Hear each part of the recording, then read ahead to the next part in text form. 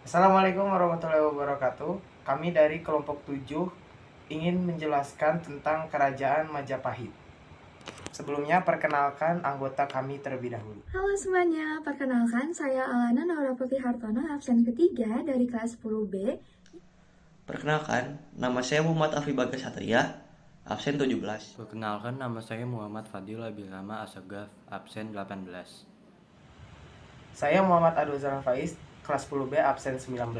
Nama saya Muhammad Afanul Kito, absen 22 Dan ini adalah persembahan kami. Selamat menyaksikan. Kerajaan Majapahit banyak yang menyebutkan berdiri pada abad sekitar abad ke-13.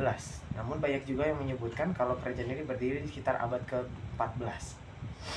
Kisah kerajaan Majapahit bermula dari Raja Kertanegara atau raja terakhir kerajaan Singasari. Ia memimpin pada awal abad ke-13. Ia dikenal sebagai raja yang pandai berdiplomasi dan baik pada rakyat sekitarnya. Namun di akhir abad ke-13 terjadi perang antara dua kerajaan, yaitu Singasari dan Kediri, yang mengakibatkan Singasari mengalami kekalahan. Raja Kertanegara sendiri sudah meninggal pada tahun 1292 dikarenakan serangan dari pasukan Mongol yang dipimpin Kubilai Khan. Setelah kematian Raja Kertanegara, terjadi perselisihan hebat antara para bangsawan di kerajaan Singasari yang ingin merebut tahta.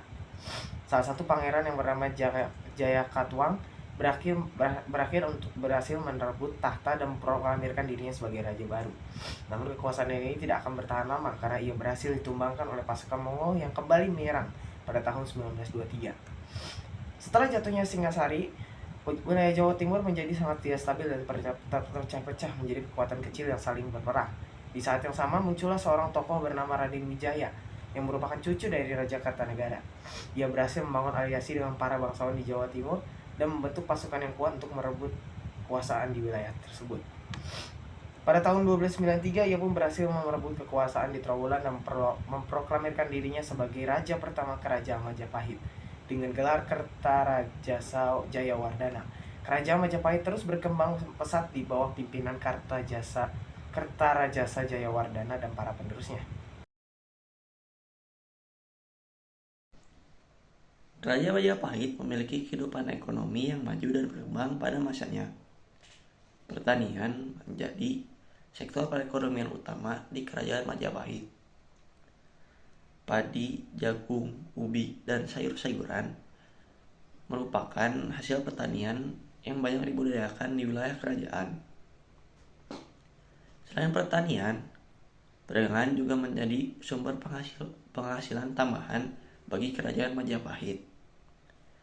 Kerajaan ini memiliki wilayah yang sangat strategis untuk menjadi pusat perdagangan antara Pulau Jawa dan negara-negara di Asia Tenggara lainnya, seperti India, Cina, dan juga Arab.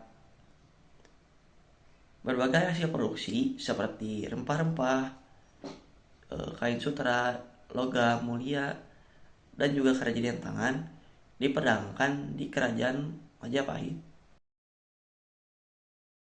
Jadi, kehidupan politik Kerajaan Majapahit selain memiliki kehidupan budaya yang maju, kehidupan politik Kerajaan Majapahit juga terbilang kompleks. Sistem pemerintahan yang diterapkan dalam Kerajaan Majapahit adalah sistem monarki yang terdiri seorang raja, beberapa petinggi kerajaan, dan tarang bangsawan.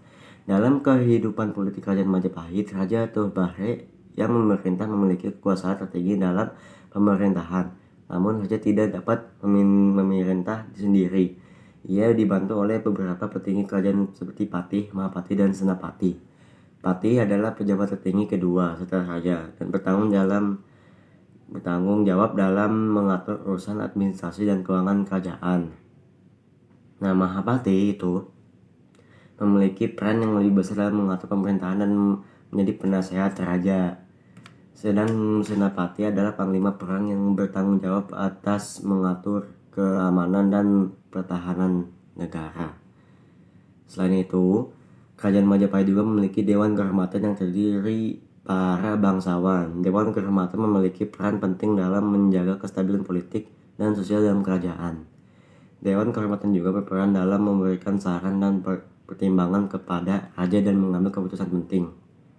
Nah, Ini salah satu tokohnya itu adalah Gajah Mada. Dikenal sebagai tokoh yang berhasil menyatukan kerajaan-kerajaan di Nusantara dan memperluas kekuasaan Kerajaan Majapahit. Gajah Mada juga dikenal sebagai bintang-bintang berjuang yang untuk menyatukan seluruh wilayah Nusantara di bawah kekuasaan Kerajaan Majapahit atau sebagai pencetus Sumpah Palapa. Nah, selama masa pemerintahan Raja Hayam Wuruk dari 1350 sampai 1380 Masehi, Kerajaan Majapahit mencapai masa kejayaannya. Nah, pada masa ini tuh Kerajaan Majapahit menjadi pusat perdagangan dari budaya yang penting di Asia Tenggara. Selain itu, Kerajaan Majapahit juga berhasil menguasai beberapa wilayah di Asia Tenggara seperti Malaka, wilayah-wilayah dan wilayah-wilayah lain di Kepulauan Nusa Tenggara. Nah, tapi pada abad ke-16 masih Kerajaan Majapahit mulai mengalami kemunduran. Faktor-faktor yang menyebabkan kemunduran Kerajaan Majapahit antara lain adalah adanya persaingan antar kerajaan dan pengaruh lain dari bangsa Eropa yang ingin menguasai wilayah Nusantara. Nah, pada akhirnya itu Kerajaan Majapahit runtuh pada awal abad ke-16 Masehi. Tapi, meskipun Kerajaan Majapahit tidak lagi berdiri, warisan politiknya masih tetap hidup dan memberi pengaruh dalam kehidupan kita sekarang. Kondisi sosial agama. Dengan wilayahnya yang luas di Nusantara mencakup Jawa, Sumatera, Semenanjung Malaya, Kalimantan, hingga bagian timur Indonesia, Kerajaan Majapahit memiliki penduduk yang beragam agama. Tetapi mayoritas penduduk Majapahit memeluk agama Hindu-Buddha. Selain Hindu dan Buddha, penduduk Majapahit ada juga yang masih menganut kepercayaan leluhur seperti kejawen atau animisme. Ada juga ajaran Siwa Buddha merupakan sinkretisme atau perpaduan dari ajaran agama Hindu dan Buddha yang dianut oleh sebagian masyarakat Majapahit.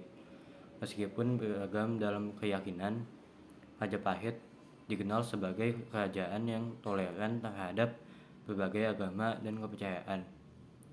Berbagai ajaran dapat hidup berdampingan tanpa perlakuan berbeda. Majapahit meninggalkan banyak candi dan bangunan suci untuk kepentingan agama.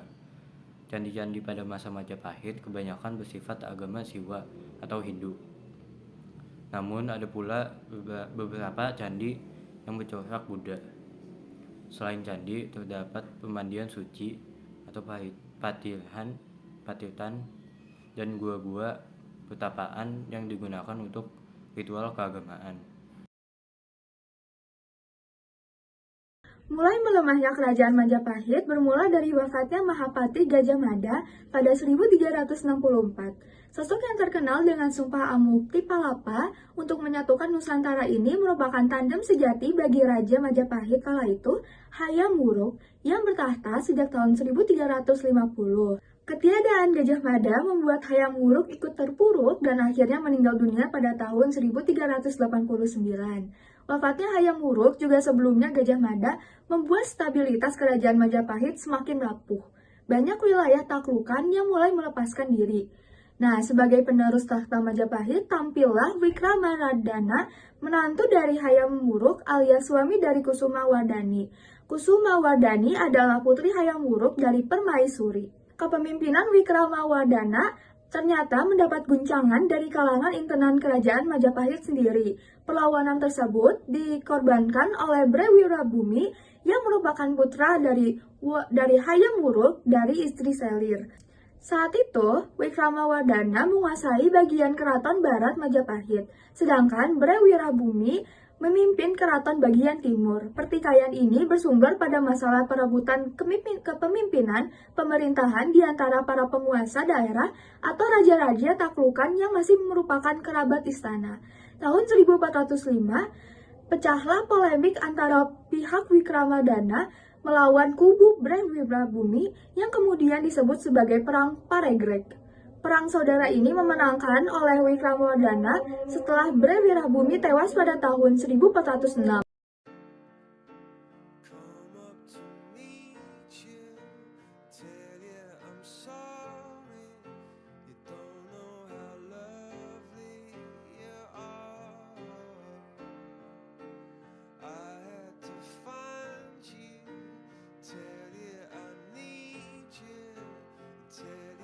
say